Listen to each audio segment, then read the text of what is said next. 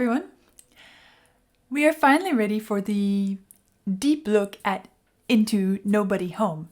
And it's interesting to notice that this is a statement title, Nobody Home, as opposed to what we just recently looked at, Is There Anybody Out There? And it's just an interesting little contrast to notice. Now, before diving into this particular song, I want to tell you something very important about the way in which I believe we should relate to the entire album. Now, of course, I want to repeat again, this is only my opinion. I'm not trying to say that Roger Waters or Pink Floyd had this in mind when they wrote this work. But again, as any other work of art, this one too is open to interpretation, and that's the beauty of it. So, it's very important to keep in mind that this album is not a mere linear story. Even if we remember to view it allegorically, the symbolism and concepts, the ideas expressed within it are also not developed linearly. It's not a scientific 1 + 1 = 2 progression. And many large works of art are like this. A really iconic example would be Victor Hugo's Les Miserables. Not the movie, but the actual novel itself. I remember the first time I read it.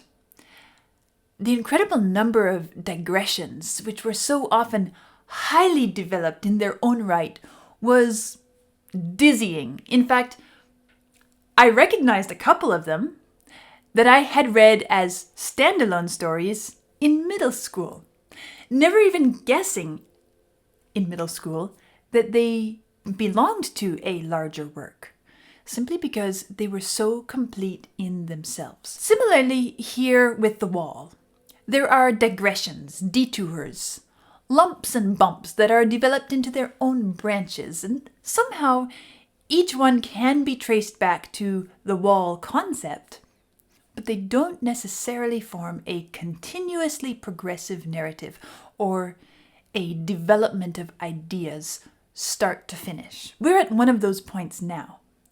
Here in this song, there are multiple strands, each one important to observe, but it's going to require us to pause and take a detour from time to time. Now, because I'm approaching this whole project with the primary focus being the music and what the music has to contribute to the entire work, I typically start with the music. But today I'm going to go in a different order.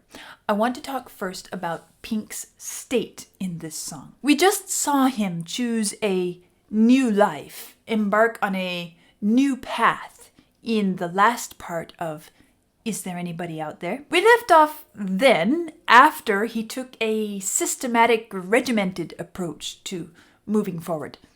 Organized, groomed, militant, and fascist.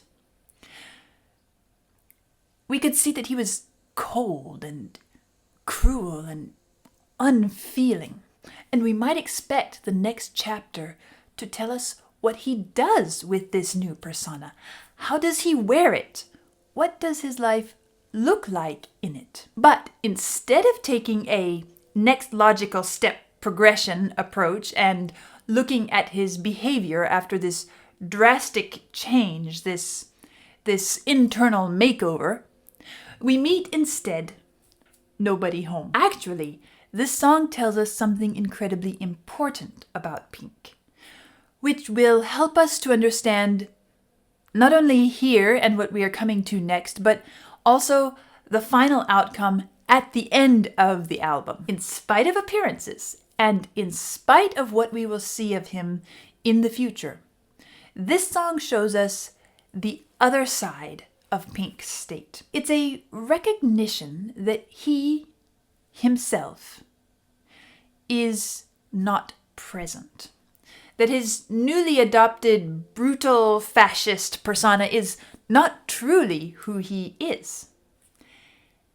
Setting the stage for the clash that meets us in Comfortably Numb. His fascist persona is a mask, a coping system, an attempt to bring order into what he recognizes as being an undesirable state, but it's not really him. This actually makes him all the more dangerous because he has this internal conflict and he's attempting to prove something to himself against his conscience, his true self, his real identity as a human being, against his nature. He's suppressing his real self to achieve it because he believes that it's important, that it's necessary. It's critical to his survival and to what he believes is needed in the world at large. In other words, he's chosen to go against his conscience. Not only does he now have no mental balance, but he also now has no moral checks in place. He's discarded or chosen to disregard all of that. His disordered state, both physical and psychological, is what he's fighting against. And he's trying to build something out of this. To build a life, or to at least preserve a life. Allusions to drug use in this song are generous, although at this point, the reason for it is not yet explained, and we'll explore that more when we get too comfortably numb. But putting all the pieces together, we can understand that this uneasy, disheveled, dysfunctional artist with a failed career is still who he is, in spite of whatever it is that he thinks he ought to be. Now, I want us to think about this word home, which we find in the title. If you remember the beautiful line in Hey You, which says, "Open your heart, I'm coming home." And I talked about that musically as well as ideologically in my in-depths for that. So I'm not going to go to that here. You can check those out in the links if you wish. But this beautiful line, beautiful but never realized, at least not yet, because here in Nobody Home, although on the surface it might make us think of his attempt to call his wife, which we saw earlier in the story, it's actually suggesting that Pink recognizes when he looks at himself that he cannot find himself there. He is not home. Why? Because he's adopted a foreign persona, a foreign set of beliefs in his attempt to save himself. And it's fascinating to see how the movie picked up on this search of Pink for himself and his failure to find himself, anything recognizable as himself, and presents it to the viewers. It's as if the child Pink in the movie represents his inner self, his innocent side, which is also the part of him that was stunted in childhood and has been, at least so far, perpetually undeveloped. Now, an important side note, this undeveloped character within Pink is also the reason why he has been avoiding responsibility for his actions and decisions up until now. It's because he has remained a child, a person who is not ready for responsibility. The lyrics are fabulous. One could write a whole dissertation on them, and for that very reason, I'm choosing not to dive deeply into them here, simply because I wouldn't be able to decide where exactly to stop. But I do want to mention a few pertinent things. What these lyrics achieve is really incredible. It's the little details, the nuances, the contrasts, the way in which it says one thing that causes us to understand something else. An example would be his childish cataloging of possessions, which I feel are a bit like a kid who's trying to run away and be a tramp, or something similarly romantically adventurous to the juvenile mind. But this cataloging of possessions ends up sounding more like an actual homeless, mentally unbalanced person, schizophrenic or something. And then There's the bitter sarcasm, the intense sadness, the loneliness, derangement, the yearning desire, and the sensitivity. So many things together. Even looking at the structure by which these things are expressed within the poem, we discover a duality, which is not merely expressed in the actual words, but in the poetic design structure as well, and which is also beautifully represented, summarized in the movie by showing both Pink the child and Pink the adult. There, we see Pink the child venturing out for the first time to look, to see. Coming face to face with horrific carnage, he looks bewildered. He cannot comprehend it, and yet he has to look. And the horror of it compels him to go on and on.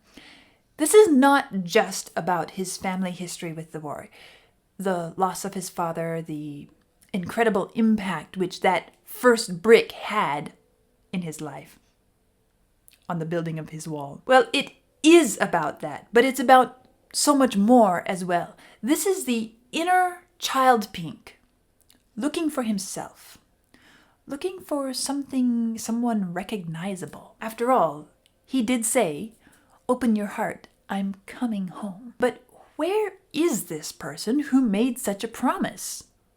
Who is he now as a militant fascist? This was supposed to save him, to get him on a path that will take him out of his horrible situation.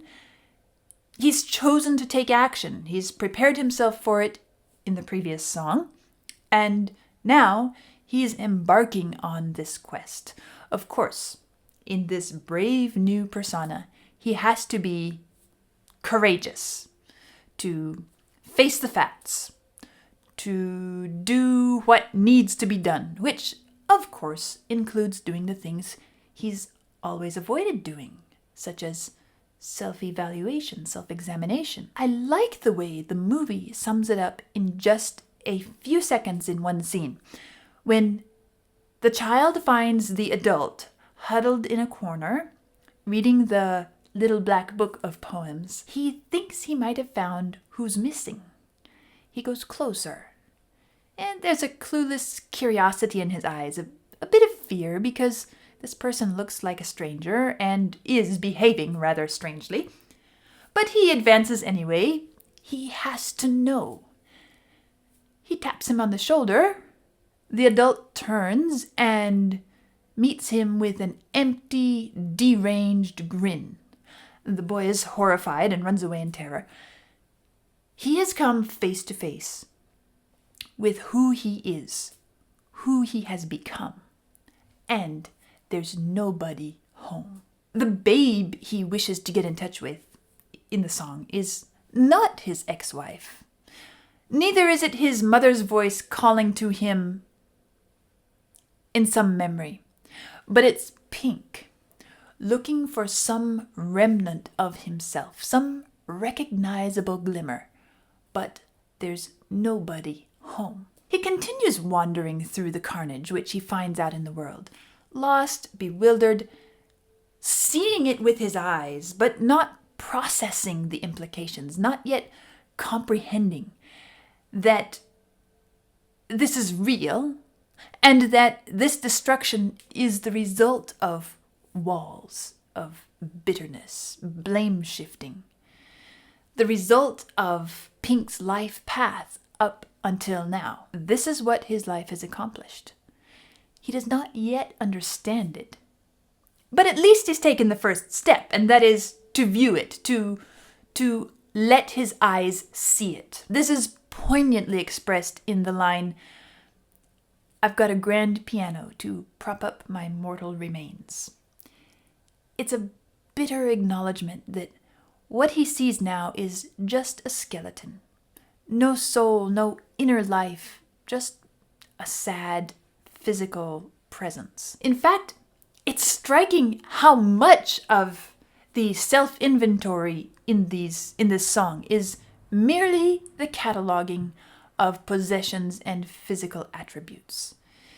Even when he tries to delve deeper and says something like, I've got second sight, I've got amazing powers of observation, he states it in a way that suggests it's merely a possession, an ability, an asset, but is divorced from a personality, from a soul, from a humanity. Now, when we turn our attention to the music, it gets even more interesting. The piano starts out in a reflective ballad style, kind of playing off the popular trope. How many times have you seen in a movie or perhaps on TV a forlorn, down-and-out individual or someone who is face-to-face with failure sit down and start to play some melancholy expressions on the ivories? It's such a stereotypical representation that we can't avoid thinking of it here. And we could leave it at that. A sad Pink, finding solace in his instrument when he realizes how far he's fallen and has no one left in his life to connect with. After all, there are musical suggestions for this perspective. Remember in my first listen, I commented on some of the hints of the blues style in this song. There are quite a few, actually. Starting, of course, with the melancholy tone quality of the lyrics. Also the 7 chords, which I commented on one of them in my first listen. And on closer examination, we find that these 7 chords actually function in the pretty standard dominant to resolution use. But still, there are quite a few of them. And these sound, well, here's one of them. It's a C7. So we have, it says, and I've got second sight. I've got amazing powers of observation. This second sight is your 7 chord, and then it resolves to amazing powers of observation. Or another example could be the E7 at the end of observation, amazing powers of observation, which resolves to A minor. There are also some 6 chords thrown in. We have a C6, on the telephone to you, which then goes into an F minor 6. There be nobody home. And then it resolves down to a C. Or the pulsing bass notes in the piano part, which, here's an example. You hear them all through the song. Something like this.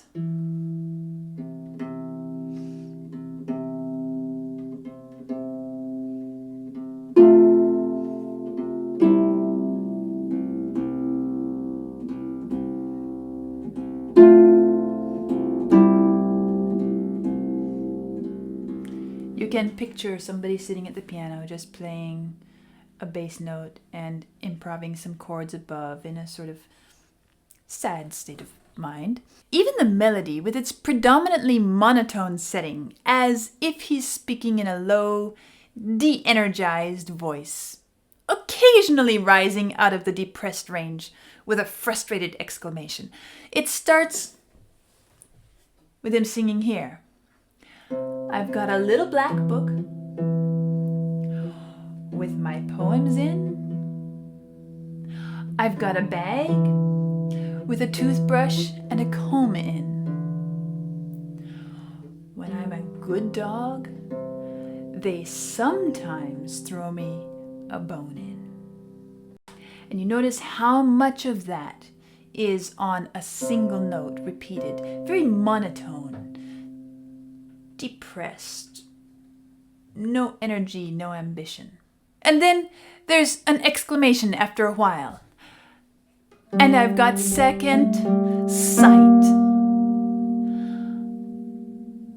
I've got amazing powers of observation. But this, and I've got second sight, and I've got second sight, that leaps out of this lower pitch. And all of this sets the tone and contributes to the sad portrayal of an individual indulging in some self-pity at a low moment. But there's more, because if we take away the lyrics, take away everything that we've seen in the movie and listen only to the music, it doesn't set a terribly sad, depressed, lonely, or otherwise gloomy mood. Yes, it's mellow. No, it's not upbeat and happy, but it doesn't match the potency that we find in the lyrics. It's incredibly comfortable to listen to. And it's not only the instrumentation that achieves this. The gentle piano, the lovely soaring strings, the golden brass tones. It's also the way in which these various parts blend together and the beautiful harmonic progressions. Let's take one as an example. This sequence, which begins on F minor. Then we go to C. And then we go to E, and our bass walks down. Then we find ourselves on A minor. Then we go to a D7 with a deep bass. And we come back to G. It's fabulous, it's rich, it's absolutely beautiful. It doesn't have to be French horns to make it sound so nice. It sounds great on the harp. It would sound lovely on practically any instrument because it's the progression and the voice leading which makes it what it is, which makes it so enjoyable. This dichotomy is incredibly jarring to me. I can't help but notice it, and I imagine probably quite a few of you feel the same. There's something deeply unsettling about it. It's not only the lyrics that yank us from the profoundly artistic to the scathingly mundane, as in a book of poems to elastic shoelaces. Or from the artistically symbolic, like holes in the shirt, suggesting perhaps an artist in deep meditative reflection, not caring what's going on around him, to the revelation that that was not artistry at all, but addiction. Wild staring eyes, silver spoon with a chain. But it's also the fact that the music itself is so warm, so mellow, and so incredibly, deeply beautiful. Yes, it's melancholy, but in a comfortable kind of way, in a comforting kind of way. And to have these lyrics set to this music is incredibly disturbing. It makes me think of some movie scores that do the same. For example, take Hans Zimmer's soundtrack to the Pearl Harbor movie. And I'm not going to comment on the historical inaccuracies of that movie. That's not what I'm talking about here. I'm strictly talking about the music and how it makes the film feel not only romantic, but also how it reduces the horrific impact of the scenes. I like Zimmer's music a lot, and there are parts of that soundtrack which I personally love. But I prefer to listen to it as standalone music rather than connected to the film. When I watch the carnage and horror that unfolds on screen, I feel as if the beautiful music is so incredibly wrong for it. And I guess that's the whole point. That's why it's so right. The music is telling us that we are watching from a comfortable distance, that we cannot possibly ever comprehend the horrific experiences of those who lived through and died in those events. It's kind of like looking at pictures in a photo album, pictures of a previous generation that we did not personally know and whose lives are so far removed from ours that we really have no way of relating to their experience. Even if I look back in my family album to my grandma's childhood pictures, it's such a different world. Never mind my great-grandparents. Even if we are familiar with their stories, the details, if we've done research, perhaps some genealogy, if we know all the facts, that's only intellectual information. That's a world in our mind, not in our experiences. It's knowledge, but not having felt and lived. The two are vastly different. I remember once, Vlad told me he visited Sarajevo, the capital city of Bosnia, and while there, he met an old man, probably in his 70s, who had survived the massacre at Srebrenica. Now, you have to understand that Vlad is a very sympathetic and empathetic person. He always wants to understand the experiences and lives of others as much as possible. But as he and this old man were talking together, Vlad said to him, "I noticed that you and all the people around here don't talk about the war. You don't talk about what it was like." And the old man answered and said, "Yes, you're right. Because no matter what we say, how we try to express what it was to be there, what horror we lived through, you will never understand, simply because you were not there. It makes no sense to drag ourselves through it all over again for you because you simply cannot know. You can never know." In many ways, I think the music here in Nobody Home does the same thing. It's as if we're watching from a romanticized distance a movie about this Pink. The lyrics are the real Pink in his world, and the music is our view of him from our world. We look at him, we watch the story unfold, we build a narrative, a logic, reasons, explanations, solutions. But we are not Pink. We are not able to fully relate to or understand his life, his mind, or his current situation. Even though we have the gift of Janus, knowing both where he came from and where he's going, still, we are not able to relate to Pink's life from our vantage point. Yes, we connect to the parts we recognize and relate to from our own life experiences, and most of us have those.